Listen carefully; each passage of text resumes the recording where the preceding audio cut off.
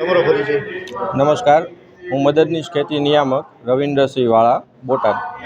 વડાસાહેબ, આજે કાર્યક્રમ યોજાનો હતો માર્કેટિંગ યાર્ડ ખાતે. કેવા પ્રકારનો કાર્યક્રમ હતો? શું કાર્યક્રમનો વિષય?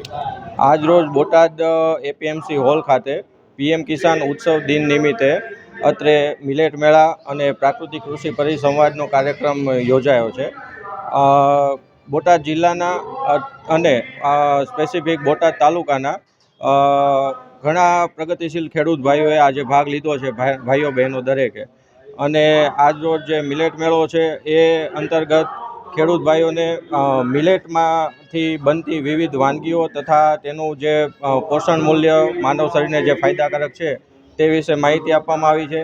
તથા પ્રાકૃતિક કૃષિ પરિસંવાદ અંતર્ગત દરેક ખેડૂત ભાઈઓ જે આપણા પ્રાકૃતિક ખેતી કરે છે તે ભાઈઓ હાજર રહ્યા છે તથા અન્ય જે ખેતી કરે છે તે ભાઈઓને પણ ઉત્સાહ રૂપ બન્યા છે.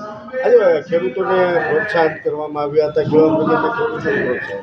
આજે જે પીએમ કિસાન ઉત્સવ દિવસ છે તે નિમિત્તે માનનીય વડાપ્રધાનશ્રીએ દરેક ખેડૂત ભાઈઓના ખાતામાં ડીબીટી મારફત ડાયરેક્ટ બેનિફિટ ટ્રાન્સફરથી જે 2000નો હપ્તો પીએમ કિસાન યોજના અંતર્ગત સરકારશ્રી દ્વારા મળે છે તેનો 22મા હપ્તાનું આજે વિતરણ કરેલું છે. કૃષિ કરતા ખેડૂતોને સન્માનિત કરાયા કેવા પ્રકારે? હા, જે પ્રાકૃતિક કૃષિ કરતા ખેડૂત ભાઈઓ બહેનો છે તેમાંથી જે લોકોને એમના ખેતર ઉપર મોડેલ ફાર્મ બનાવ્યું હોય તો મોડેલ ફાર્મ માટે એમને પ્રોત્સાહિત કરેલા છે અને સર્ટિફિકેટ બેસ્ટ ફાર્મરનું સર્ટિફિકેટ વિતરણ કરેલું છે મહાનુભાવો દ્વારા.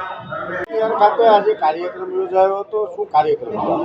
આજે માનની નરેન્દ્રભાઈ આસામ ખાતેથી ભારતભરના લાયકાત ધરાવતા તમામ ખેડૂતોને 22મો હપ્તો કિસાન સન્માન નિધિનો અર્પણ કરવાનો હતા. એ અનુસંધાને બોટાદ જિલ્લાનો અહીંયા બોટાદ માર્કેટિંગ યાર્ડ ખાતે કાર્યક્રમનું આયોજન કરવામાં આવ્યું હતું. આ કાર્યક્રમમાં અધિકારીશ્રીઓ અને સંખ્યાબંધ ખેડૂતો આ કાર્યક્રમમાં હાજર રહ્યા હતા.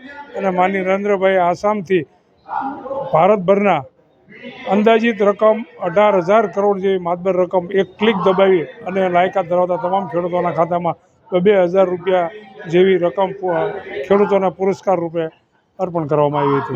ખેડૂતો સાથે ડાયરેક્ટ જોડાયેલા છે. ખેડૂતોના 2,000 રૂપિયાની જે સહાય આજે મળી છે, ફરીવાર સતત 22મી વખત ખેડૂતોનો કેવો છે?